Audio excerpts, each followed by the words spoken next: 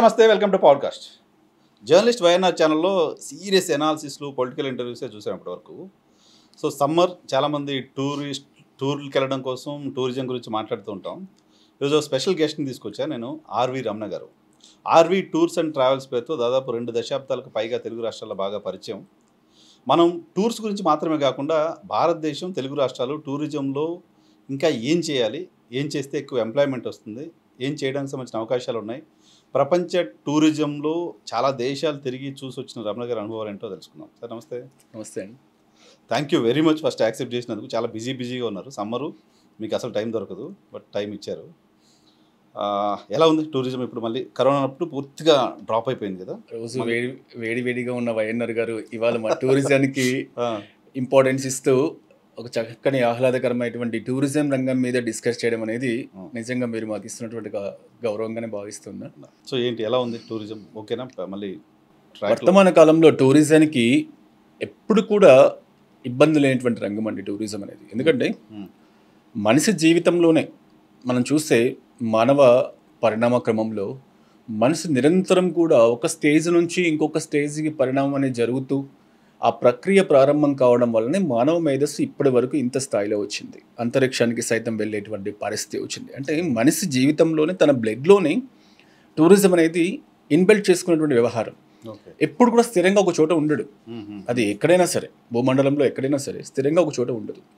అటువంటిది టూరిజం అన్నటువంటి విషయంలో కూడా ఎట్లా ఉంటుంది అంటే ప్రతి వ్యక్తి కూడా తన రోజువారీ కార్యకలాపాల నుంచి కానీ లేదా ఫ్యామిలీ కోసం కానీ ఇతరత్ర కానీ ఏదో ఒక ప్రదేశానికి వెళ్ళాలి, చూడాలి అన్నటువంటి అంశం పైన టూరిజంలో ప్రతి వ్యక్తి కూడా, ఎందుకంటే నేను చెప్తూ ఉంటాను కేవలం టూరిజం అంటే ఏదో డబ్బున్న వాళ్ళే ఇటువంటి పరిస్థితి ఉంటుంది. కానీ ఇక్కడ డబ్బుతో పని లేకుండా సామాన్యమైనటువంటి వ్యక్తి సైతం ఇవాళ తన ఫ్యామిలీ కోసమో లేకపోతే టెంపుల్ టూరిజం అనో ఇంకోటో ప్రతి విషయంలో కూడా అనునిత్యం కూడా టూరిజం కార్యకలాపాల్లో పాలు పంచుకుంటూ ఉంటాడు.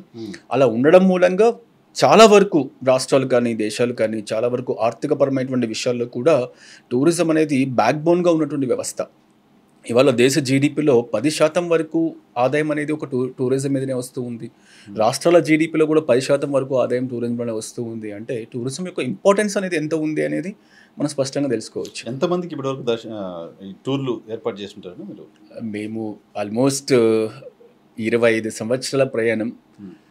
సమస్త భారతదేశాన్ని తెలుగు పర్యాటకులకి, మన తెలుగు ప్రజలకి అందుబాటులో ఉంచాలి అన్నటువంటి ఆలోచనతో ప్రారంభమైనటువంటి సంస్థ మంది. అటువంటి మన సంస్థ ఇవాళ కేవలం సమస్త భారతదేశాన్ని కాకుండా సమస్త భూమండలాన్ని, ప్రపంచం మొత్తాన్ని కూడా తెలుగువారికి పరిచయం చేయాలి అన్నటువంటి కాన్సెప్ట్తో ఇవాళ ముందుకు వెళ్తూ ఉన్నాం.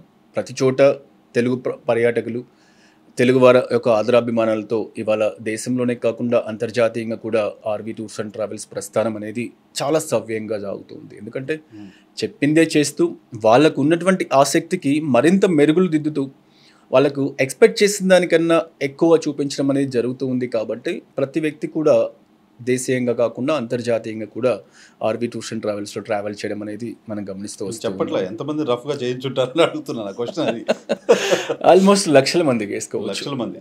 ఎందుకంటే దేశంలో ఎటువంటి కార్యక్రమం జరిగిన, మహాకుంభమేళ లాంటి కార్యక్రమాలు, పుష్కరాలు, అదేవిధంగా చార్ధామ్ లాంటి కార్యక్రమాలు, కైలాష్ మానసర్ లాంటి అద్భుతమైనటువంటి యాత్రలు, అమర్నాథ్ యాత్రలు, ఇలా ఒక్కటేంటి దేశంలో ఎటువంటి ఆధ్యాత్మిక కార్యక్రమాలు జరిగినా, ఏ విధమైనటువంటి ఆధ్యాత్మిక ఈవెంట్లు జరిగినా, ఏ విధమైనటువంటి డివోషనల్ టూర్స్ అయినా, ఏ విధమైనటువంటి హాలిడే టూర్స్ అయినా, ఏ విధమైనటువంటి ఇంటర్నేషనల్ టూర్స్ అయినా, ఎటువంటి టూర్స్ అయినా సరే ప్రతి ఒక్కరికి అందుబాటులో ఉన్నటువంటి organisation RV tours and travels. కాబట్టి దానికి పర్టికులర్గా ఇన్ని సంవత్సరాలు మేము ఇంతమందిని చేసామన్నటువంటి సమాచారం మా దగ్గర కూడా అయితే లేదు. కానీ లక్షల మందికి అయితే మేము సర్వీస్ చేస్తాం. కంటిన్యూస్గా బిజీగానే ఉంటారు, సీజన్తో సంబంధం లేకుండా.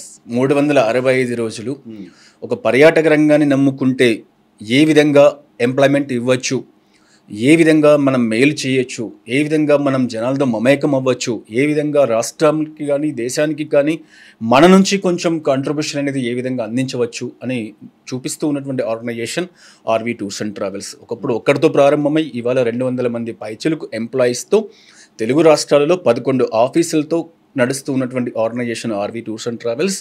ఇక్కడ పర్యాటక రంగం అంటే కేవలం సొంత రాష్ట్రానికి మాత్రమే కాకుండా ఇతర రాష్ట్రాలకు కూడా అవసరమైనటువంటి పర్యాటకులను పంపిస్తూ ఇతర దేశాల నుంచి వచ్చేటువంటి వాళ్ళకు కూడా సాదర స్వాగతం పలుకుతూ దేశీయ పర్యాటక రంగంలో కూడా ఇన్బౌండ్ టూరిజానికి కూడా అవసరమైనటువంటి ఏర్పాట్లు చేస్తూ పర్యాటక రంగం యొక్క ఇంపార్టెన్స్ని ప్రజలకు తెలియచేయడానికి ఉన్నటువంటి ఒక మంచి ఆర్గనైజేషన్గా ఆర్వీ టూర్స్ అండ్ ట్రావెల్స్ అని చెప్పొచ్చు. ఏంటి వరల్డ్లో ఇప్పుడు మన దగ్గర నుంచి తెలుగు కమ్యూనిటీ నుంచి నేను ఎక్కువ చూస్తాను, మీ దగ్గర కూడా టెంపుల్స్కే ఉంది ఎక్కువ, టెంపుల్ టూరిజమే ఎక్కువ కనపడుతుంది. ఇది కాకుండా బయట దేశాలకు వెళ్తున్న వాళ్ళు ఎవరు ఎక్కువ ఏది పిక్ చేసుకుంటారు?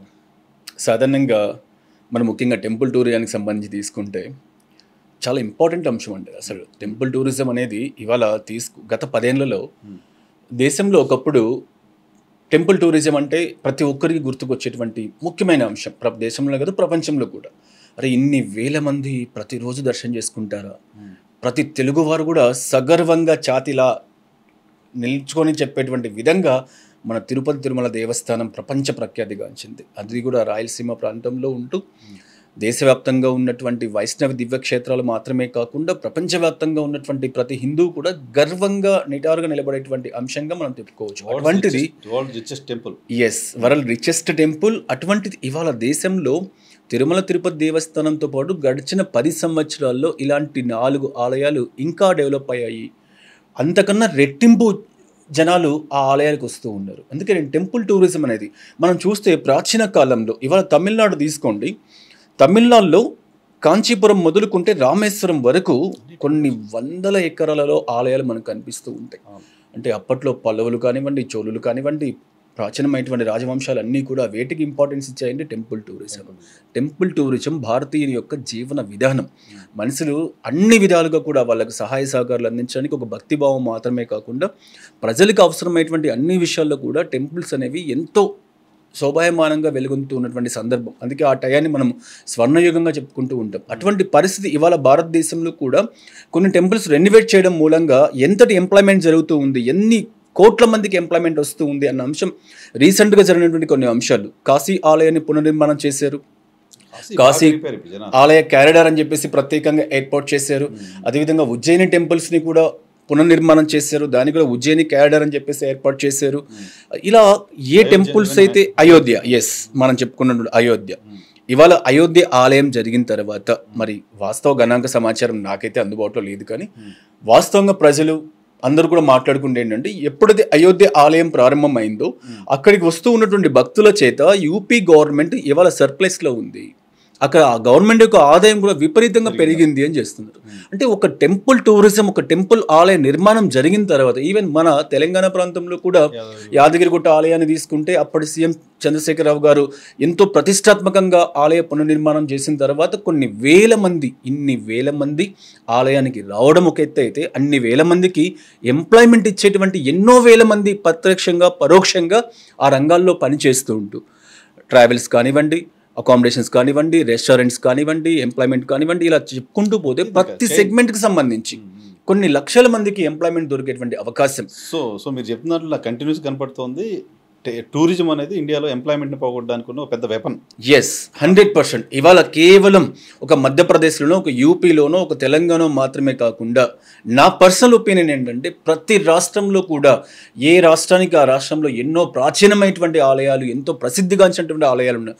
సాక్షాత్ పరమేశ్వరుడే 12 జ్యోతిర్లింగాలు ఇచ్చాయండి భారతదేశానికి, 18 శక్తిపీఠాలు ఇచ్చాడు. వీటిని అన్నింటినీ కూడా మనం డెవలప్ చేసుకోగలిగితే టెంపుల్ టూరిజం వల్లనే భారతదేశం ఆర్థికపరమైనటువంటి పురోగతి సాధిస్తుంది అని నమ్మడంలో నేను మొదటి వరుసలో ఉంటానని గ్యారంటీగా చెప్పగలను. ఎందుకంటే ఇవాళ డైలీ 2.5 లక్షల మంది మీరు చెప్పినటువంటి అయోధ్య బాలరామ ఆలయాన్ని దర్శించుకోవడానికి వస్తున్నారంటే ఒకప్పుడు అయోధ్య చిన్న కుగ్రామము, చిన్న రిక్షాలు, టాంగాలు, ఎడ్ల బండ్లు పెట్టుకొని ప్రజలందరూ కూడా సాధారణంగా రామజన్మభూమి మైదాన ప్రాంతాన్ని చూడడానికి వందల సంఖ్యలో వెళ్ళేటువంటి పరిస్థితి. ఇవాళ ఆలయ పునర్నిర్మాణం జరిగిన తర్వాత ఆ ప్రాంతం ఫైనాన్షియల్గా ఎంత డెవలప్ అయింది, అక్కడ ఎయిర్పోర్ట్స్ వచ్చాయి, అద్భుతమైనటువంటి ఇంటర్నేషనల్ రోడ్స్ వచ్చాయి, ఫ్లైట్ టికెట్స్ దొరికేటువంటి పరిస్థితి లేదు. దేశంలో ఉన్నటువంటి అన్ని ఎయిర్పోర్ట్స్ నుంచి డైరెక్ట్ కనెక్టివిటీ అయోధ్యకు పెరిగింది. కొన్ని వందల హోటల్స్ వచ్చాయి, సాధారణమైనటువంటి హోటల్స్ అన్ని కూడా వందల హోటల్స్, స్టార్ హోటల్స్ 10ల సంఖ్యలో ఉన్న నార్మల్ సాధారణమైనటువంటి వ్యక్తులు నివసించేటువంటి కొన్ని వందల హోటల్స్ వచ్చాయి. కొన్ని లక్షల మంది ప్రయాణికులు ప్రతిరోజు అక్కడికి వెళ్తూ ఉన్నారు. రోడ్ ట్యాక్స్ రూపంలో కానీ, రెస్టారెంట్స్ రూపంలో కానీ ఎంతమందికి ఎంప్లాయ్మెంట్ వస్తుంది. అందుకే అన్ని విధాల ఇవాళ అదేవిధంగా జేఎండ్కే తీసుకోండి, జమ్మూ అండ్ కాశ్మీర్, మాతా వైష్ణవి దేవి, ఇవాళ తిరుపతి తిరుమల ఆలయం తర్వాత అత్యధిక మంది భక్తులు సందర్శిస్తూ ఉన్నటువంటి ఆలయాల్లో విశిష్టమైనటువంటి ఆలయం ఏది అంటే మాతా వైష్ణోదేవి ఆలయం. అలా వైష్ణోదేవి మాత ఆలయాన్ని తీసుకున్నా, పంజాబ్లో ఉన్నటువంటి గోల్డెన్ టెంపుల్ తీసుకున్నా, మధ్యప్రదేశ్లో ఉన్నటువంటి ఉజ్జయిని టెంపుల్ తీసుకున్నా, యూపీలో ఉన్నటువంటి కాశీ విశ్వనాథ్ టెంపుల్ తీసుకున్నా, మన తెలంగాణలో ఉన్నటువంటి యాదగిరి ఆలయం తీసుకున్నా, ఆంధ్రప్రదేశ్లో ఉన్నటువంటి తిరుపతి తిరుమల దేవస్థానం తీసుకున్నా, కర్ణాటకలో ఉన్నటువంటి ధర్మస్థల తీసుకున్నా, తమిళనాడులో ఉన్నటువంటి రామేశ్వరం తీసుకున్నా, గుజరాత్లో ఉన్నటువంటి సోమనాథేశ్వర ఆలయం తీసుకున్న, ఏది తీసుకున్నా భారతదేశ సమస్తం మొత్తం మీద మనిషికి యొక్క జీవన విధానంలో ఏ విధంగా అయితే నరనరాన మనిషి జీవిస్తూ ఉంటాడో, అన్ని అవయవాలు కూడా ఎలా ఇంపార్టెన్స్ ఉన్నాయో, అదే విధంగా భారతదేశ సమస్తం కూడా కాశ్మీర్ నుంచి కన్యాకుమారి వరకు, గుజరాత్ నుంచి అస్సాం వరకు సమస్త ఆలయాలను మనం డెవలప్ చేసుకోగలిగితే ఫ్యూచర్లో టెంపుల్ టూరిజం ద్వారా ఎలా ఉంటుంది. ఎందుకంటే మనం చూసాం ఒక కుంభమేళ స్నానానికి ఎంత ఇంపార్టెన్స్. దేశ భూభాగంలో దాదాపు దేశ జనాభాలో సగం పైచిలకు వ్యక్తులు ₹1,00,000 ఖర్చు వచ్చినా కూడా వెనకాడకుండా వెళ్ళారండి. 2,000 కిలోమీటర్లు ఉన్నా కూడా ఏ మాత్రం చెక్కు చెదరకుండా తన సొంత కార్ డ్రైవ్ చేసుకుంటూ ఆ కుంభమేళ వెళ్ళి స్నానం ఆచరించాలి. అంతటి ధర్మం, అంతటి విశిష్టత మన సమాజంలో ఇమిడి ఉంది కాబట్టి అక్కడికి వెళ్తూ ఉన్నారు. మనం చాలా సందర్భాల్లో అనుకున్నాం, వేపవుళ్ళు అమ్మేవాడు కూడా 40,000-50,000 సంపాదించాడు, బోట్స్ పెట్టుకున్నవాడు 4-5 కోట్లు సంపాదించాడు. ఎన్నో రకాలైనటువంటి అంశాలన్నీ సోషల్ మీడియాలో చూస్తున్నాం. ఇది వాస్తవం. కాబట్టి అటువంటి టెంపుల్ టూరిజాన్ని మనకి ఇదివరకు ప్రాచీన కాలంలో ఏ విధంగా అయితే ఆలయాలే మన యొక్క పురోభివృద్ధికి నిలయాలుగా మార్చుకుంటూ ఉన్నామో, ఆ విధంగా ఇప్పుడు కూడా మనం చేసుకోగలిగితే భారతదేశ సమస్తం కూడా, ప్రపంచం మొత్తం కూడా మళ్ళీ భారతదేశం వైపు చూసేటువంటి పరిస్థితి వస్తుంది. బయటకు వెళ్ళాల్సిన అవసరం లేదు. మీరు చెప్తూనే ఆ టెంపుల్స్ అన్ని దర్శనం చేసుకోవాలంటే 10-15 ఏళ్ళు పడుతుంది. వైఎన్ఆర్ గారు, మీరు బాగా గమనించండి, భారతదేశం సరౌండింగ్స్లో ఉన్నటువంటి కంట్రీస్, శ్రీలంక, తర్వాత మాల్దీవ్స్, అదేవిధంగా Singapore, Malaysia, Thailand, Vietnam, Nepal, ఇలా ఏవైనా సరే భారతదేశ సరౌండింగ్స్లో నియర్ బై ఉన్నటువంటి ఏ కంట్రీస్ని తీసుకున్నా కూడా మనం బ్రహ్మాండంగా చెప్పుకుంటాం. దుబాయ్ బ్రహ్మాండంగా డెవలప్ అయింది టూరిజంలో, సింగపూర్ బ్రహ్మాండంగా డెవలప్ అయింది టూరిజంలో, అదేవిధంగా మలేషియా, అదేవిధంగా మాల్దీవ్స్, అదేవిధంగా శ్రీలంక, ఏవి తీసుకున్నా కూడా. మరి ఇవన్నీ ఎవరు వెళ్తున్నారు? అక్కడికి వెళ్ళేటువంటి వాళ్ళందరిలో కూడా 80% పైచిలకు టూరిస్టులు ఎవరైనా ఉన్నారు అంటే భారతీయులు. భారతీయ సమాజానికి అనుగుణంగా, భారతీయులకు అనుగుణంగా ఏ అట్రాక్షన్స్కి అయితే వీళ్ళు లోన్ అవుతూ ఉన్నారు, ఏవైతే వీళ్ళు ఫ్యామిలీతో ఎంజాయ్ చేయగలరని భావిస్తూ ఉన్నారో, వాటన్నిటినీ కూడా డెవలప్ చేసుకుంటూ ఇవాళ దుబాయ్ టూరిజం కానీ, మలేషియన్ టూరిజం కానీ, సింగపూర్ టూరిజం కానీ, ఈవెన్ శ్రీలంక టూరిజంలో, శ్రీలంక ఫైనాన్షియల్ ఆర్థిక పరిస్థితి బాగాలేనటువంటి సందర్భంలో కూడా సాక్షాత్ శ్రీలంక టూరిజం మినిస్టర్ సొంత ఖర్చులతో హైదరాబాద్, చెన్నై, బెంగళూరు, ఢిల్లీ అన్ని ప్రాంతాల్లో సాధారణంగా అందరు ట్రావెల్ ఏజెన్సీని ఇన్వైట్ చేసి శ్రీలంక పర్యాటక రంగానికి సంబంధించి మేము ఈ విధమైనటువంటి వెసులుబాట్లు ఇస్తూ ఉన్నాం, మీరు అందరూ కూడా శ్రీలంకకి సాధారణంగా కస్టమర్స్ పంపించండి, టూరిస్టులు పంపించండి, మేము అద్భుతమైనటువంటి ఏర్పాట్లతో మీకు ముందుకు వస్తూ ఉన్నాం అని చెప్పేసి వాళ్ళ యొక్క ఆర్థిక పరమైనటువంటి డెవలప్మెంట్లో పర్యాటక రంగం, టూరిజం యొక్క ఇంపార్టెన్స్, అందులో కూడా ముఖ్యంగా భారతీయుల యొక్క ఇంపార్టెన్స్ ఎట్లా ఉంది అన్న అంశం వాళ్ళకి మనకు చూపిస్తూ ఉన్నారు. అంటే కారణం ఏంటి అంటే భారతదేశం వల్లనే ఈ దేశాలు పర్యాటక రంగం అభివృద్ధి సాధిస్తూ ఉన్నాయి. ఈవెన్ భారతదేశంలో కూడా మనం ఎక్కువగా వింటూ ఉంటాం టూరిజం అనగానే గోవా. అవును, సాధారణంగా తీసుకున్నాం.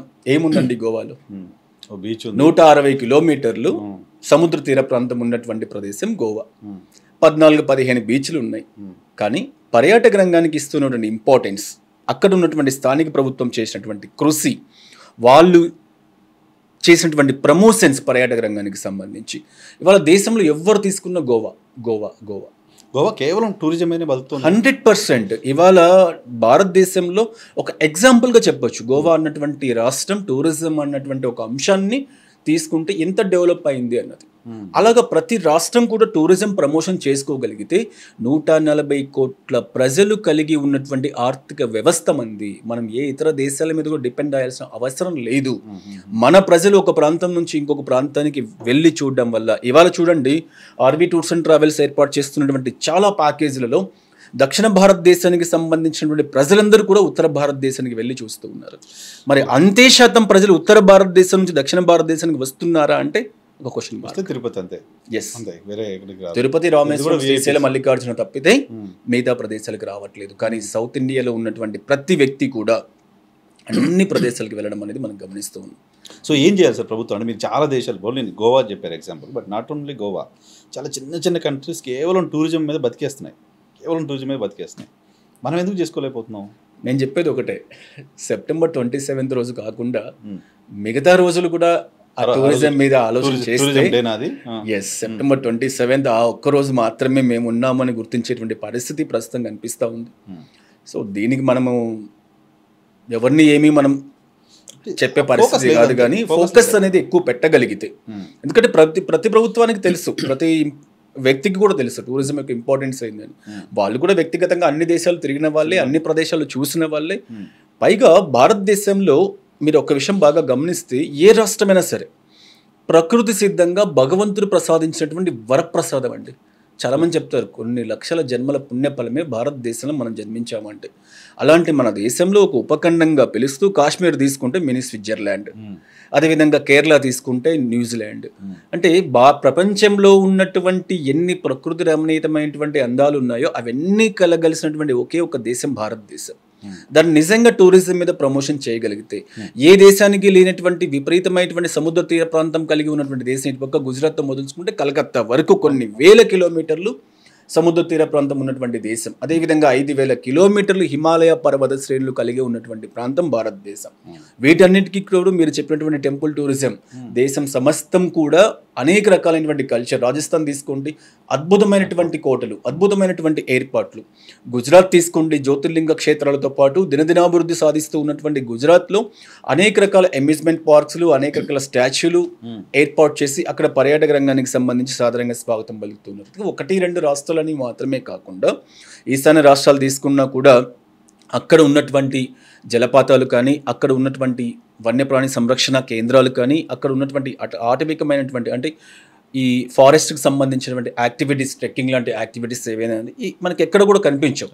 ఇలా దేశం మొత్తం మీద కూడా అన్ని ప్రాంతాలు పర్యాటక రంగానికి అనుసంధానం చేసుకుంటూ దాని మీద కొంచెం ఫోకస్ పెట్టి ప్రమోషన్ చేసుకోగలిగితే ఇంకా మనకి ఏమీ లేదు. రామోజీ ఫిల్మ్ సిటీ చిన్న ఏరియా, వాళ్ళు ఏదో అక్కడ పెట్టి దాన్ని ప్రమోట్ చేసుకుని ఈరోజు సక్సెస్ఫుల్గా మనీ ఎర్న్ చేస్తున్నారు. రాష్ట్రానికి ఇన్ని వనరులు ఉన్నాయి, ఇన్ని అవకాశాలు ఉన్నాయి, న్యాచురల్గా వచ్చినవి ఉన్నాయి. ఎందుకు కాన్సన్ట్రేట్ చేయకపోవడం? ఎక్కడికి వెళ్ళినా హైదరాబాద్ అని పేరు చెప్పగానే రామోజీ ఫిల్మ్ సిటీ అని ప్రతి ఒక్కరికి తెలిసేటువంటి విధంగా వాళ్ళు ప్రచారం చేస్తున్నారు. ఆ ప్రమోషన్స్ అలాగే ఉన్నాయి. అదేవిధంగా చాలా మూవీస్ కూడా అక్కడ షూట్ జరిగాయి కాబట్టి దానికి ఆటోమేటిక్గా వచ్చింది. సో ఇవాళ మనకు హైదరాబాద్ కూడా చాలా అద్భుతమైనటువంటి పర్యాటక ప్రాంతం అండి. ఎందుకంటే ఇక్కడ ఉన్నటువంటి అద్భుతాలు నాకు తెలిసి మరే మెట్రోపాలిటన్ సిటీలో కూడా లేవని చెప్పడంలో నేను ఎటువంటి విషయంలో సందిగ్ధ పడను. ఎందుకంటే ఢిల్లీ తర్వాత పర్యాటక రంగానికి సంబంధించి ఎక్కువ రోజులు స్పెండ్ చేసే విధంగా, ఎక్కువ ప్రదేశాలు చూసేటువంటి విధంగా అవకాశం ఉన్నటువంటి ఒకే ఒక్క మెట్రోపాలిటన్ సిటీ ఏదైనా ఉంది అంటే అది హైదరాబాద్. ఇక్కడ చూడండి, నాకు తెలిసి నేనేదో ఇక్కడ ఉన్నానని చెప్పి టూరిజం మీద హైదరాబాద్ నేనేదో ఫోకస్ చేసి చెప్పట్లేదు. వాస్తవం ఆలోచన చేసుకుంటే బెంగళూరు పోతే వెతుక్కోవాలి ఏ ప్రదేశంలో ఎక్కడికి వెళ్ళాలి. మ్యాక్సిమం 1 or 1.5 డేలో కంప్లీట్ అయిపోతుంది. చెన్నై సేమ్, మెరీనా బీచ్ కానీ కొన్ని టెంపుల్స్ కానీ ఇవి తప్పితే ఎస్ బాంబే కానివ్వండి, లేదా పూణే కానివ్వండి, లేదా అహ్మదాబాద్ తీసుకోండి, ఎక్కడ ఏ మెట్రోపాలిటన్ సిటీస్ తీసుకున్నా కూడా 1-1.5 రోజులు కంప్లీట్ అవుతుంది. కానీ హైదరాబాద్ తీసుకుంటే ఎన్ని రకాల చారిత్రక ప్రదేశాలు ఉన్నాయి. గోల్కొండ, చార్మినార్ ఇలాంటి చాలా చారిత్రక ప్రదేశమైనటువంటి ప్రదేశాలన్నిటి కూడా పెట్టింది పేరు హైదరాబాద్. అదేవిధంగా రామోజీ ఫిల్మ్ సిటీ లాంటి అమ్యూజ్మెంట్ పార్క్స్, ప్రపంచ ప్రసిద్ధిగాంచినటువంటి అమ్యూజ్మెంట్ పార్క్స్ పెట్టింది పేరు హైదరాబాద్. వీటితో పాటు టెంపుల్ టూరిజం మనకు దాదాపు 1.5 వ్యవధిలో విశిష్టమైనటువంటి యాదగిరిగుట్ట ఆలయం మనకు కనిపిస్తూ ఉంటుంది. అదేవిధంగా శ్రీశైలం ఇక్కడ నుంచి జస్ట్ 3 hours జర్నీలో శ్రీశైలం జ్యోతిర్లింగ క్షేత్రాన్ని దర్శించుకోవడానికి అవకాశం ఉంటుంది. నార్త్ ఇండియన్స్ మొత్తం కూడా శ్రీశైలం మల్లికార్జున స్వామి అని చెప్పేసి జ్యోతిర్లింగ క్షేత్ర సందర్శన కోసం కొన్ని వేల మంది వయా హైదరాబాద్ కేంద్రంగా వెళుతూ ఉన్నారు. అదేవిధంగా హైదరాబాద్ నగరంలో తీసుకుంటే కొన్ని వందల హోటల్స్, 5 star హోటల్స్ మొదలుకొని 4 star హోటల్స్ మొదలుకొని ప్రజలకి, పర్యాటకులకి ఆతిథ్యం ఇవ్వడానికి సాధారణంగా స్వాగతం పలుకుతూ ఉన్నాయి. వీటితో పాటు ప్రకృతి రమణీయతకు సహజ సిద్ధంగా ఏర్పడినటువంటి మన హుసేన్ సాగర్, అక్కడ ఉన్నటువంటి వివిధ పర్యాటక ప్రదేశాలు, బిర్లా టెంపుల్, గండిపేట, ఇవన్నీ కూడా చెప్పుకుంటూ పోతే పర్యాటకుడు ఒకసారి హైదరాబాద్ వచ్చాడంటే 4-5 రోజుల కాలం పాటు ఫలక్నమ్మ ప్యాలెస్, ఏవైనా చారిత్రకంగా తీసుకున్నా, అమ్యూజ్మెంట్స్ పార్క్స్ పరంగా తీసుకున్నా, సైట్ సీయింగ్ పరంగా తీసుకున్నా, వీటన్నిటికన్నా బెటర్ ఫుడ్కి సంబంధించి. ఎందుకంటే హైదరాబాద్ అంటేనే హైదరాబాద్ బిర్యానీ, లేకపోతే ఇతరత్ర ఆహారానికి సంబంధించి చాలా ఫేమస్ హైదరాబాద్. అందువల్ల కరెక్ట్ వేలో మనం హైదరాబాద్ని ప్రమోట్ చేయగలిగితే, నార్త్ ఇండియా నుంచి కరెక్ట్గా మనం కస్టమర్స్ని కనుక ఇక్కడికి రప్పించగలిగితే రాబోయే 4-5 ఏళ్లలో హైదరాబాద్ పర్యాటక రంగానికి సంబంధించి ఎవ్వరు కూడా ఊహించని స్థాయికి వెళ్ళిపోతుందని చెప్పడంలో ఏమాత్రం ప్రమోట్ చేయాలి అంతే. కొంచెం ప్రమోషన్ యాక్టివిటీస్ బాగా పెంచగలిగితే హైదరాబాద్ లో ఉన్నటువంటి అట్రాక్షన్స్ మరి ఎక్కడ కూడా మనకు కనిపించవు. సో బై డిఫాల్ట్ హైదరాబాద్ వస్తున్న వాళ్ళు ఉన్నారు, వాళ్ళు ఇంకో 2-3 రోజులు ఇక్కడ ఉండగలిగేలా చేస్తే చాలు. చాలా మంది హైదరాబాద్ వచ్చిపోతుంటారు. ఏదో ఇవాళ చూడండి, దుబాయ్ టూరిజం వాళ్ళు ఎవరీ 3 months 4 months ఒకసారి హైదరాబాద్కి వస్తారు. అదేవిధంగా దేశంలో ఉన్నటువంటి అన్ని ప్రదేశాలకు వస్తారు. మలేషియన్ టూరిజం వాళ్ళు ఎవరీ 6 months ఒకసారి వస్తారు. వాళ్ళ టూరిజం ప్రమోట్ చేసుకుంటూ ఉన్నారు. అలాగా మనం కూడా మన టూరిజానికి సంబంధించి ప్రమోషన్ చేసుకోగలిగితే ఎన్నో రకాల రామపాలయం యునెస్కో గుర్తింపు పొందింది, పోచంపల్లి యునెస్కో గుర్తింపు పొందింది. ఇటువంటి ఎన్నో ప్రముఖమైనటువంటి ప్రదేశాలన్నీ కూడా మనకు కనిపిస్తూ ఉన్నాయి. వీటన్నిటిని కూడా మనం ఫోకస్ పెట్టగలిగితే తప్పకుండా మనము ఇవాళ అన్ని ప్రదేశాలను కూడా పక్కకు పెట్టేసి టూరిజంలో నెంబర్ 1 పొజిషన్ పోవడానికి ఎక్కువ సోర్స్ ఉన్నటువంటి రాష్ట్రంగా మనం తెలంగాణ రాష్ట్రం. ఓన్లీ ఇండియా కూడా మాటకు వస్తే ఓన్లీ టూరిజం మీద బతికేయచ్చు. కాశ్మీర్ చూడండి ఇవాళ ఎలా ఉందో. కాశ్మీర్ విపరీతంగా మన బాగా వెళ్తున్నారు. Mini Switzerland. ఒకప్పుడు కాశ్మీర్ అంటే భయపడేవాళ్ళు. ఇప్పుడు కాశ్మీర్లో ఉన్నటువంటి పరిస్థితులు, అక్కడ ప్రజల ఆలోచన కూడా చాలా మార్పులు వచ్చాయండి. ఎందుకంటే ఇది వరకు ఉన్నటువంటి కాశ్మీర్ పరిస్థితి వేరు, ఇవాళ ఉన్నటువంటి కాశ్మీర్ పరిస్థితి వేరు. ఒక హైదరాబాద్ నుంచి ఇది వరకు కాశ్మీర్ వెళ్ళాలంటే వయా బాంబే, వయా ఢిల్లీ. ఇప్పుడు 2 ఫ్లైట్స్, డైరెక్ట్ ఫ్లైట్స్. అదేవిధంగా దేశంలో అన్ని ప్రాంతాల నుంచి డైరెక్ట్ ఫ్లైట్స్, అనేక రకాల 5-star హోటల్స్, కొన్ని లక్షల మంది పర్యాటకులను, వేలు కూడా చెప్పట్లేదు, కొన్ని లక్షల మంది. ఇవాళ కాశ్మీర్లో ఉన్నటువంటి గుల్మార్గ్ లో ఉన్నటువంటి గండోలా టికెట్స్ 2-3 నెలల ముందే అయిపోతూ ఉన్నాయి. అక్కడికి వెళ్ళి ఆ ఐస్ పాయింట్ లో ఎంజాయ్ చేయాలి అంటే పర్యాటకులు దొరకనటువంటి పరిస్థితి. అక్కడ ఉన్నటువంటి స్థానికులు కూడా పర్యాటక రంగం వల్ల వస్తూ ఉన్నటువంటి ఆదాయాన్ని అంచనా వేసుకుని వాళ్ళ యొక్క ఆలోచన విధానంలో పూర్తిగా మార్పు వచ్చేసి పర్యాటకులను సాధారణంగా ఆహ్వానిస్తున్నారు. చాలా చక్కటి ఫెసిలిటీస్ కల్పిస్తూ ఉన్నారు. ఒక చిన్న ఎగ్జాంపుల్ చెప్పొచ్చు. గడిచిన 4-5 సంవత్సరాలుగా కాశ్మీర్లో జరుగుతున్నటువంటి డెవలప్మెంట్స్, అక్కడ ఉన్నటువంటి పర్యాటకుల యొక్క సంఖ్య మనం 2-3 నెలలు ముందుగా బ్లాక్ చేసుకుంటే తప్ప రూమ్స్ దొరికినటువంటి పరిస్థితి. అంత వేగవంతంగా డెవలప్ అవుతుంది కాశ్మీర్. కాబట్టి ఒక్క ప్రాంతం అనేది ఏం లేదు. మోస్ట్ హ్యాపెనింగ్ ఏంటి సార్ ఇప్పుడు ఇండియాలో మోస్ట్ హ్యాపెనింగ్ ఏంటి? ప్రస్తుతానికైతే కాశ్మీర్ అని చెప్పొచ్చు. కాశ్మీరే 100%. స్విట్జర్లాండ్ ఇవాళ ప్రపంచ పర్యాటక రంగంలోనే మొదటి స్థానం వహించిన దేశం పర్యాటక రంగానికి సంబంధించి. దానికి ఈక్వాలిటీ ఉన్నటువంటి ప్రదేశంగా కాశ్మీర్ చెప్పొచ్చు. ఎందుకంటే అంతటి చక్కటి అందాలు స్విట్జర్లాండ్లో ఏముంది, నేచురల్ బ్యూటీ. ఆ నేచురల్ బ్యూటీ భగవంతుడు మనకు ప్రసాదించినటువంటి ప్రదేశం ఏది అంటే కాశ్మీర్. అందుకే కాశ్మీర్ని ఇప్పుడు కాదు ఎప్పటి నుంచో మినీ స్విట్జర్లాండ్ పిలుస్తూ ఉంటారు. అస్సలు గుండెల్లో పెట్టుకొని చూసుకుంటారు కాశ్మీరీలు వచ్చేటువంటి పర్యాటకుల్ని. చాలా మంది భయపడుతూ ఉంటారు. సౌత్ నుంచి చాలా మంది వెళ్తున్నారండి. ఇవాళ చెన్నై, బెంగళూరు, హైదరాబాద్ అన్ని ప్రాంతాల నుంచి డైరెక్ట్ విమాన సర్వీసులు అందుబాటులోకి వచ్చాయి. 3 to 4 months ముందుగానే మన టికెట్స్ బ్లాక్ చేసుకునే పరిస్థితి వస్తూ ఉంది. ఆల్మోస్ట్ ఒక ఇంటర్నేషనల్ టూర్కి వెళ్ళడానికి ఎంత కాస్ట్ అవుతుందో ఆ కాస్ట్కి ఈక్వల్గా విమాన టికెట్స్ వస్తూ ఉన్నాయి. అంటే 35,000-40,000 వరకు మనకి విమాన టికెట్స్, డైరెక్ట్ టికెట్స్ వస్తూ ఉన్నాయి. ఇవాళ దుబాయ్ వెళ్ళాలన్నా లేకపోతే సింగపూర్ వెళ్ళాలన్నా ఇంతకన్నా తక్కువకే దొరుకుతుంది. నేను రాత్రి చూస్తే దాదాపు 2.5 lakh అవుతుంది ఫ్యామిలీ మొత్తానికి.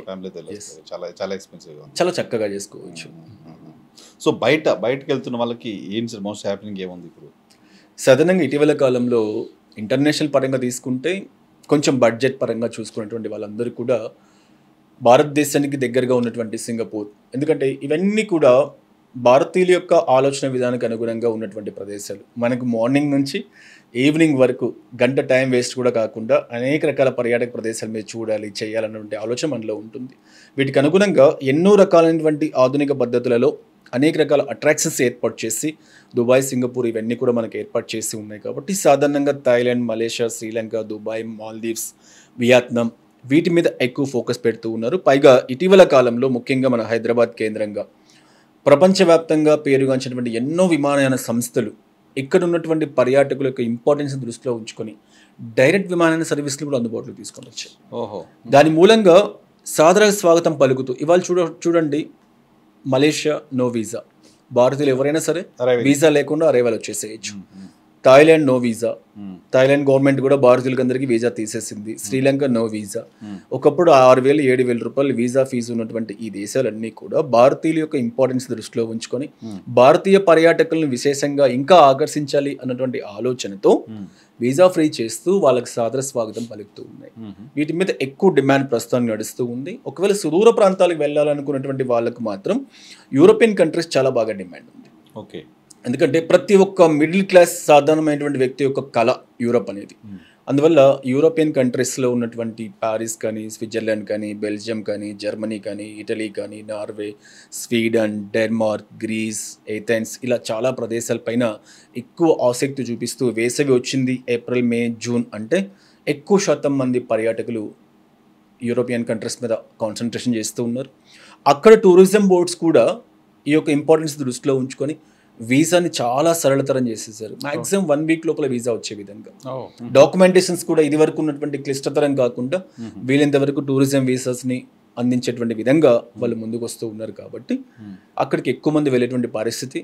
సో ఇదే పరిస్థితిని మనము రివర్స్ చేసుకోగలిగితే మనకు ఎకానమీకి కూడా బూస్టింగ్ వచ్చేటువంటి పరిస్థితి. ఎందుకంటే భారతదేశం అంటే ప్రపంచవ్యాప్తంగా సాంస్కృతిక పరంగా కానీ, సంస్కృతి పరంగా కానీ ఒక గొప్ప దేశం అందరికీ ఉంటుంది. బయట మేము ఎక్కడ తిరిగినా కూడా, ఏ ప్రాంతం వెళ్ళినా కూడా భారతీయులు అంటే ఒక విధమైనటువంటి గౌరవభావంతో చూసేటువంటి విధానం ప్రపంచంలో మనకు కనిపిస్తూ ఉంది. పైగా టెక్నాలజీ విషయంలో కూడా ఇవాళ సాఫ్ట్వేర్ రంగానికి సంబంధించి, ఇతరతర విషయాలకు సంబంధించి ప్రపంచంలో అన్ని ప్రాంతాల్లో భారతీయులు పనిచేస్తూ ఉన్నారు. కాబట్టి మనం ఇన్బౌండ్ టూరిజాన్ని కూడా ఆ విధంగా ప్రమోషన్ చేసుకోగలిగితే, ఇతర దేశాలకు సంబంధించినటువంటి పర్యాటకులను కూడా మనం కూడా ఆ విధంగా తెచ్చుకోగలిగితే తప్పనిసరిగా భారతదేశం రాబోయే కాలంలో ప్రపంచంలో ఏ దేశానికి తీసుకునే విధంగా పర్యాటక రంగంలో అద్భుతమైనటువంటి ఫలితాలు సాధించడానికి అవకాశం ఉంటుంది. ఎంప్లాయ్మెంట్ రోల్ ఏంటి? చాలా పెద్ద రోల్ అని నేను చెప్పగలను. ఎందుకంటే ఇండియాలో ప్రతి ఒక్కరు ఉద్యోగాలు అని కూడా ఉంది కదా. సో టూరిజం డెవలప్మెంట్ చేస్తే ఆల్మోస్ట్ ఆ సమస్య కూడా పరిష్కారం వచ్చేస్తుంది. 100%, 100%. ఎందుకంటే టూరిజానికి సంబంధించి ప్రత్యక్ష పరోక్ష రంగాలు ఇవి అని ఖచ్చితంగా చెప్పడానికి కూడా లేదండి. కొన్ని వేల లక్షల మందికి ఎంప్లాయ్మెంట్ కల్పించడానికి అవకాశం ఉంది. ఫర్ ఎగ్జాంపుల్ మనం ఇద్దరు డిస్కస్ చేసాం, ఒక అయోధ్య ఆలయం కడితేనే కొన్ని లక్షల మందికి ఎంప్లాయ్మెంట్. అవును, అక్కడ అంతే కదా. పాన్ షాప్ దగ్గర నుంచి మొదలు పెడితే ప్రతి ఒక్కరికి హోటల్స్, ఫుడ్, ట్రాన్స్పోర్టేషన్ ఎన్ని అంటే ఇది అని చెప్పడానికి లేదు. విమానయాన రంగం దగ్గర మొదలుకుంటే చిన్న ఆటో రిక్షా వాడి వరకు కూడా అందరికీ ఎంప్లాయ్మెంట్ దొరికేటువంటి అవకాశం. అందుకే మనం ఒక్కసారి మన సమీప దేశాలను గమనించినా కూడా టూరిజంలో అవి ఎలా పురోభివృద్ధి సాధిస్తున్నాయో మనకు తెలుస్తూ ఉంది. ఎంప్లాయ్మెంట్ని, అన్ఎంప్లాయ్మెంట్ ఉన్నటువంటి అంశాన్ని మనం క్లియర్ చేసుకోగలగాలి. చాలామందికి ఎంప్లాయ్మెంట్ ఇవ్వాలి అంటే తప్పనిసరిగా టూరిజం డెవలప్ చేసుకోగలగాలి. టూరిజం డెవలప్ చేసుకోగలిగితే ర్యాండమ్గా హోటల్స్ డెవలప్ అవుతాయి, ర్యాండమ్గా వెహికల్స్ డెవలప్ అవుతాయి, ర్యాండమ్గా ట్రాన్స్పోర్ట్ సిస్టమ్ డెవలప్ అయిపోతుంది.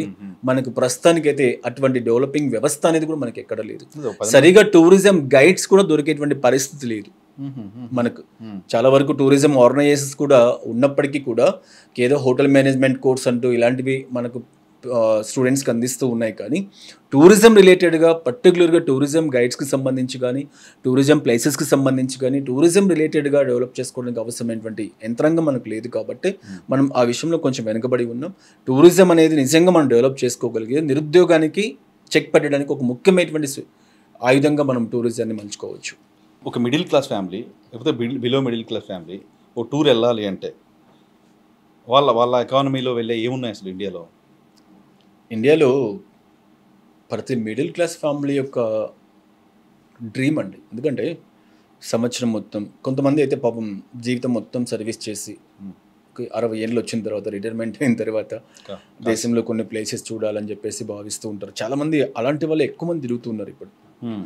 ప్రతి ఒక్కరు డ్రీమ్. ఇక్కడ పర్టికులర్గా ఒకటే అని చెప్పలేం, కానీ ఎక్కువ మంది కొన్ని ప్లేసెస్ పైన, ఎందుకంటే ముఖ్యంగా ఇండియా అనేది దాదాపుగా డివోషన్కి సంబంధించి ఎక్కువ ఇంపార్టెన్స్ ఇచ్చేటువంటి దేశం. అది ఎటువంటి రిలీజన్ అయినా కూడా డివోషన్కి సంబంధించి, ఎందుకంటే ముస్లిమ్స్కి సంబంధించి అయితే అజ్మీర్ దర్గాకి సంబంధించి, అదేవిధంగా క్రిస్టియన్కి సంబంధించి కూడా కొన్ని ప్లేసెస్ మనకు చాలా ఇంపార్టెంట్ ప్లేసెస్ ఉన్నాయి. హిందువులకు సంబంధించి కూడా ఇంపార్టెంట్ తీర్థయాత్రా ప్రదేశాలు చాలా ఉన్నాయి. అటువంటి వాటిలో ప్రముఖంగా చాలామంది కోరుకునేటువంటి అంశం ఏంటంటే మిడిల్ క్లాస్ వాళ్ళు కానీ ఇవన్నీ కూడా కొన్ని ఇంపార్టెంట్ డివోషనల్ టూర్స్, కాశీ కానివ్వండి, చార్ధామ్ కానివ్వండి, అమర్నాథ్ కానివ్వండి, వాళ్ళ డ్రీమ్ అది ఒకసారి వెళ్ళి చూసొస్తే చాలు అని. ఎందుకంటే మనకు అమ్యూజ్మెంట్స్ పార్క్స్ కానీ, ఇంకోటి కానీ, నేచర్స్ కానీ, వీటికి అన్నిటికన్నా ఇంపార్టెన్స్ టెంపుల్ టూరిజంకి ఎక్కువ ఇంపార్టెన్స్ ఇస్తూ ఉన్నారు. కాబట్టి ఎక్కువ వాటి మీద ఉంటుంది.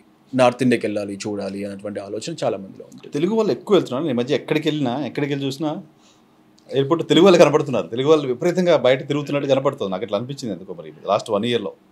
దేశంలో ఆల్మోస్ట్ ప్రతి ప్లేస్లో తెలుగు వాళ్ళే కనపడుతుంది. ప్రపంచంలో ఎక్కడికి పోయినా కనిపించేటువంటి మొదటి వాళ్ళు ఎవరు అంటే తెలుగు వాళ్ళు. దేశంలో పుష్కరాలు జరిగివ్వండి, ప్రతి సంవత్సరం ఏదో ఒక నదికి పుష్కరాలు వస్తూ ఉంటాయి కదా. మీరు వెళ్ళి చూస్తే లక్షలాది మంది. లాస్ట్ టైం కాశ్మీర్లో అండ్ గౌహతిలో కొన్ని బ్రహ్మపుత్ర నదికి పుష్కరాలు వచ్చాయి. అక్కడ ఉన్న గవర్నమెంట్కి అసలు తెలియదు ఇంతమంది వస్తారా అని చెప్పేసి. మాలాంటి కొన్ని ఆర్గనైజేషన్స్ ముందే వెళ్ళి అయ్యా బాబు మాకు అసలు పుష్కరాలంటే విపరీతమైనటువంటి ఆరాధన, భక్తి, మేము ఖచ్చితంగా ఆ పుష్కరాలకి ఒక పుష్కరం స్టార్ట్ చేస్తే 12 పుష్కరాలు అయిపోయేంత వరకు మేము నదీ స్నానాలు చేస్తూనే ఉంటాము, మా యొక్క జీవన విధానంలో అదొక భాగము, మీరు ఇట్లా అరేంజ్ చేయండి అని శ్రీ జేఎండ్కే గవర్నమెంట్, గౌహతి గవర్నమెంట్కి చెప్తే లాస్ట్ మూమెంట్ పుష్కరాలు స్టార్ట్ అయిన తర్వాత 1-2 రోజులలో ఆ వచ్చేటువంటి పబ్లిక్ని దృష్టిలో ఉంచుకొని హడావిడిగా వాళ్ళు ఏర్పాట్లు చేయడం జరిగిందండి. నార్త్లో కొన్ని విషయాల్లో ఇప్పుడు గంగా పుష్కరాలు వస్తాయి, యమునా పుష్కరాలు వస్తాయి, కావేరీ పుష్కరాలు వస్తాయి, సరస్వతి పుష్కరాలు వస్తాయి, బ్రహ్మపుత్ర నది పుష్కరాలు వస్తాయి. ఈ నదులన్నీ కూడా నార్త్ ఇండియాలో ఉంటాయి. కానీ ఆ నదులు పుష్కరాలు వచ్చినప్పుడు వెళ్ళేటువంటి ప్రజలు ఎవరు అంటే మన తెలుగువారు. ముఖ్యంగా తూర్పుగోదావరి, పశ్చిమ గోదావరి, విజయనగరం, విశాఖపట్నం, శ్రీకాకుళం ప్రాంతం నుంచి లక్షలాది మంది వెళ్తూ ఉన్నారు. ఈ సంవత్సరం కూడా సరస్వతి నది పుష్కరాలు వస్తూ ఉన్నాయి మన విలేజ్లో. దేశంలో చిట్ట చివరి విలేజ్, దాదాపుగా 3000 కిలోమీటర్లు ట్రావెల్ చేయాలి. కానీ మీరు చూడండి, మే 13 నుంచి 25 వరకు లక్షలాది మంది, వేలాది మంది పర్యాటకులు మన తెలుగు వాళ్ళే ఉంటారు అక్కడ. సో మనకు ఒక ఇంట్రెస్ట్, ఏదైనా సరే ఒక కార్యక్రమం మొదలు పెడితే తప్పనిసరిగా అది పూర్తి అయిపోయేంత వరకు కంప్లీట్ చేయాలన్నటువంటి ఆలోచన, భక్తిభావం మనలో ఉంటుంది. అదేవిధంగా ఇతర దేశాలకు సంబంధించి ఏవైనా కొన్ని స్పెషల్ రేట్స్ కానీ, విమానయాన సంస్థలు కానీ, లేదా ఇతర దేశాలు కానీ ఏవైనా అవకాశాలు ఇచ్చాయి అంటే అందులో వెళ్దాము, చూద్దాము అంటే కొంచెం నాకు తెలిసి అవేర్నెస్ ఎక్కువ ఉంటుంది మన తెలుగు వారికి అని అనుకుంటూ ఉంటా. తెలుగు రాష్ట్రాల నుంచి కూడా అన్ని ప్రాంతాలు కూడా ఈవెన్ ఇవాళ ఖండాంతరాలకు వ్యాపించి కెనడా కానీ, ఆస్ట్రేలియా కానీ, న్యూజిలాండ్ కానీ, జపాన్ కానీ ఎక్కడికి వెళ్ళినా తెలుగు టూరిస్టులు రావడం మాత్రమే కాకుండా తెలుగు వారు కూడా అక్కడ అనేక రకాల రెస్టారెంట్స్ కూడా ఏర్పాటు చేసి వచ్చేటువంటి పర్యాటకులకి సాధారణంగా స్వాగతం పలుకు వాళ్ళకి అవసరమైనటువంటి సర్వీస్ కూడా చేస్తూ ఉన్నారు. మీకు టెంపుల్ టూరిజం మేజర్గా ఉంది. నేను అబ్జర్వ్ చేసిన దాని ప్రకారం ఇండియాలో టెంపుల్ టూరిజం ఎక్కువ, మీకున్న క్లయింట్స్ కూడా వాళ్ళే ఎక్కువ ఉంటారు. సో అక్కడ దర్శనాలకు సంబంధించిన ఏర్పాట్లు ఎలా చేస్తారన్న? సాధారణంగా టెంపుల్ టూరిజంలో దర్శనాలకు సంబంధించి ఎక్కడ కూడా పెద్ద ప్రాబ్లం వచ్చేటువంటి పరిస్థితి లేదు. ఎందుకంటే ఎక్కడ మనకు రిస్ట్రిక్షన్స్ ఏమీ లేవు. ఏ టెంపుల్స్కైనా కూడా 24/7 మనకు అందుబాటులో ఉంటూ ఉన్నాయి. పైగా వెళ్ళేటువంటి పర్యాటకుల యొక్క సంఖ్యకు అనుగుణంగానే వాళ్ళ దర్శన టైమింగ్స్ కూడా మనకు ఏర్పాటు చేస్తూ ఉన్నారు. కాబట్టి దర్శనాల విషయంలో ఏదో వీళ్ళు ఇబ్బంది పడతారు, 1-2 గంటల లోపల అన్ని చోట్ల కూడా ఈవెన్ మీరు ఏ టెంపుల్ తీసుకున్నా కూడా కాశీ మ్యాక్సిమం 2 hours లోపల దర్శనం అయిపోతుంది. కాశీ వాళ్ళ 3 lakhs మెంబర్స్ ప్రతిరోజు వెళ్తున్నారు. 3 lakhs అయినా కూడా మనకు మ్యాక్సిమం 2.5 hours 3 hours కన్నా ఎక్కువ పడుతుంది. తిరుపతి ఆ విధమైనటువంటి తిరుపతి కూడా చేయించగలరా 2 hours? తిరుపతి మ్యాక్సిమం అంటే 70,000-80,000. తిరుపతి మనకు మొత్తం ఆన్లైన్ సిస్టమ్ అయిపోయింది.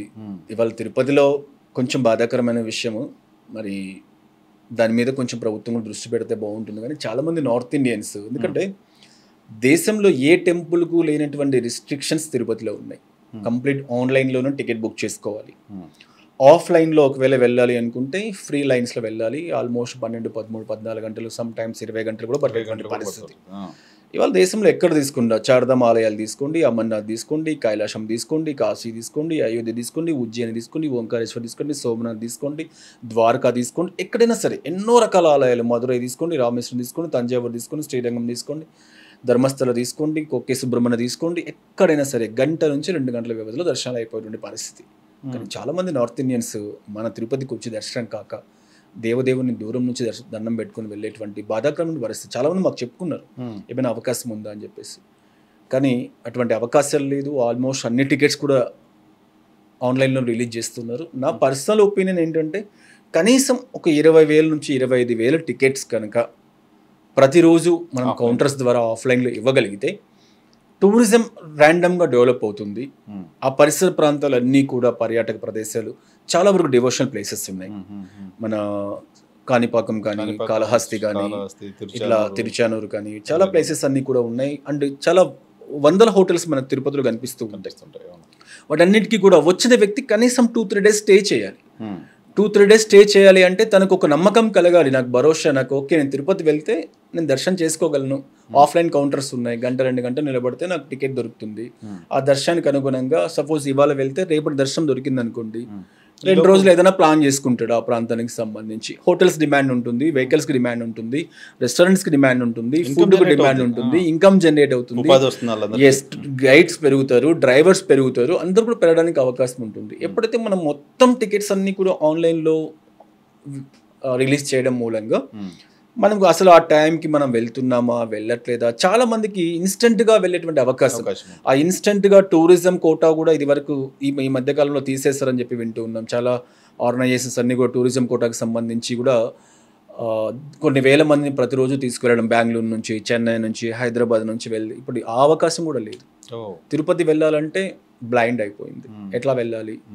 ఈవెన్ శ్రీవారి ట్రస్ట్ టికెట్స్ కూడా దొరికేటువంటి పరిస్థితి ఫ్రీ దర్శనం ఆ ఒక్క ఆప్షన్ మాత్రమే ఉంది కదా.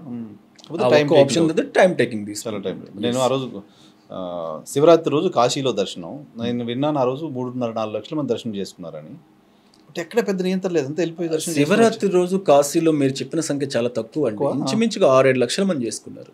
అసలు ఈ శివరాత్రి అయితే 2025 శివరాత్రి కాశీలో దర్శనం చేసుకున్నటువంటి భక్తులు 10 లక్షల పైచలుగు. కారణం ఏంటి అంటే కుంభమేళ లాస్ట్ రోజు అది, కుంభమేళ ఎఫెక్ట్ కాబట్టి కాశీలో 10 లక్షల పైచలకు దర్శనాలు చేసుకున్నారు. ఎవరు ఏమి లేదు, 5-6 గంటల్లో దర్శనం చేసుకుని వచ్చేసారు. ఇక్కడ ఏమంటే ఆన్లైన్ వల్ల కొంచెం, అంటే దిస్ మై పర్సనల్ ఒపీనియన్, ఆఫ్లైన్లో కనుక ఒక 20-25,000 టికెట్స్ పెట్టగలిగితే అద్భుతమైనటువంటి డెవలప్మెంట్స్ అనేవి మనకు క్లియర్గా డెఫినెట్గా టీటీడీ దీన్ని అడ్వైజ్గా తీసుకోగలిగితే టూరిజం బాగా ప్రమోషన్ వస్తుంది. ఎందుకంటే వచ్చిన కస్టమర్ నార్త్ నుంచి గుజరాత్ వాళ్ళు రావచ్చు, రాజస్థాన్, మధ్యప్రదేశ్, బాంబే, మహారాష్ట్ర వాళ్ళకి విపరీతమైనటువంటి పిచ్చి మనకు బాలాజీ వెంకటేశ్వర స్వామి దర్శనం చేసుకోవాలని చెప్పేసి నార్త్ నుంచి కూడా చాలా మంది వస్తున్నారు. ఈవెన్ ఈశాన్య రాష్ట్రాల నుంచి కూడా వస్తున్నారు. చాలా మంది మమ్మల్ని అడుగుతూ ఉంటారు తిరుపతి దర్శనం చేయించండి అని. ఏమాత్రం అవకాశం లేనటువంటి అంశం. ఈ పరిస్థితి మనకు దేశంలో ఉన్నటువంటి ఏ టెంపుల్లో కనిపించదు. 12 జ్యోతిర్లింగాలలో ఏ విధమైనటువంటి నియంత్రణ లేదు, అండ్ శక్తిపీఠాలలో కూడా లేదు. ఎక్కడైనా 1-2 గంటల వ్యవధిలో దర్శనం చేసుకుని వచ్చేసేయచ్చు ఎక్కడైనా మంది. ఇక్కడ మనకి ఎప్పుడు 1,00,000 దాటదు. ఎస్, అరుణాచలం 10-15 లక్షల మంది గిరి ప్రదక్షిణ చేస్తారు. అక్కడ కూడా ప్రతి పౌర్ణమికి జరుగుతుంది కదా. మరి అక్కడ దర్శనాలకు వెళ్తూ ఉన్నారు కదా. అన్ని లక్షల మంది అక్కడికి రావడం వల్ల ఆ ప్రాంతం అసలు ఇప్పుడు ఎలా డెవలప్ అయింది. ఒకప్పుడు అరుణాచలంలో హోటల్స్ బిజినెస్ లేక చుట్టూ కూడా చాలా మంది ట్రావెల్ ఏజెంట్స్ చుట్టూ తిరిగేవాళ్ళు. ఇవాళ మేము కాల్ చేసి దొరికినటువంటి పరిస్థితి. కొన్ని వందల హోటల్స్ వచ్చాయి, కొన్ని లక్షల మందికి ఎంప్లాయ్మెంట్ దొరికింది. కొంచెం ఆ విషయం మీద కాన్సన్ట్రేషన్ చేయగలిగితే, ఆఫ్లైన్ అనేది కొంచెం పెట్టగలిగితే మాత్రం తప్పనిసరిగా ఆ ప్రాంతం బాగా డెవలప్ అవడానికి అవకాశం ఉంది. సో చాలామంది ట్రావెల్ చేయాలనుకున్న వాళ్ళకి చివరిగా ఓ సలహా ఏం చెప్తారు మీరు? టూరిజం ట్రావెలింగ్ అనేది ప్రతి మిడిల్ క్లాస్ సామాన్యమైనటువంటి యొక్క కళ. ఎందుకంటే ఎవ్రీ టైం చేయలేడు.